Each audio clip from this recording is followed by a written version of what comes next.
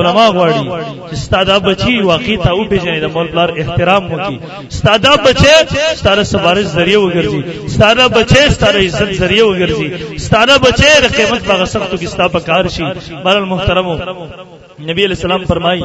القرآن حجت لک او علیک دا قرآن یستاره پر حجت دی استا خلاف حجت دی کله کته دې قرآن چې ماو ته ملمر اغله دی ماو ته د مل مستوب کو درته مل مستوب حق ادا کو یقینا چې کلم سترګې پټې شوي بیا به دا قرآن ته واسطه مل مستوب کوي او یا دو ساته دا هغه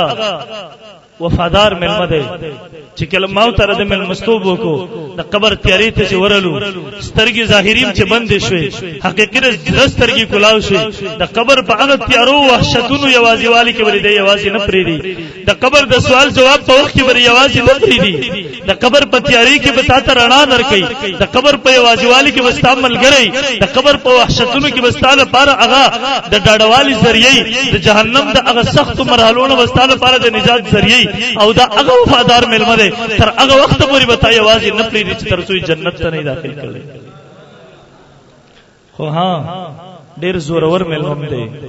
کته نن مستوب ونکو یقینا چې بیا بری جهنم تراکاږي او د دې ملمه بسر به نبی علیہ السلام ستا گریوان ته لاس دراچي د الله په دربار کې شکایت کوي درخواست وکړي مال یا الله ان هذا القران نبی علیہ الصلوۃ والسلام نے فرمائی اللہ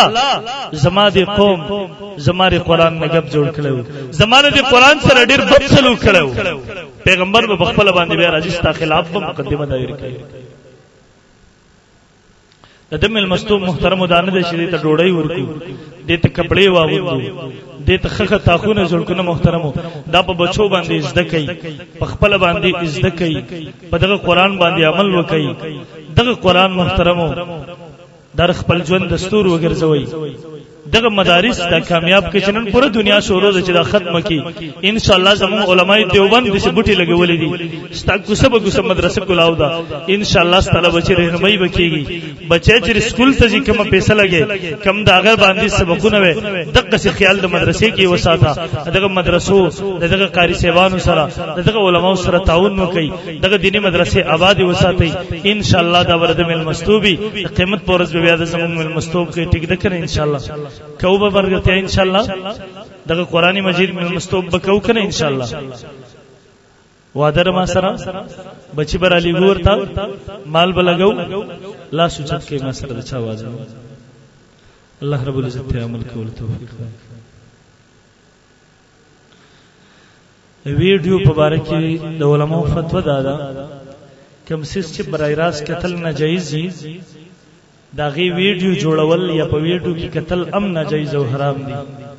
کم سیس چې برای راست قتل جایز دي د علماء بیانونه دي د قاریانو قراتونه دي دینی محفلونه دي هغه ویډیو جوړول یا هغه قتل چې برای راست جایز دي دغه بالکل جایز دي ها بعضي علماء کې اختلاف کې دواړه طرف قابل قدر دي البته تصویران مستل دا حرام کار دي ناجایز دي دغه ځان ساتل پکاره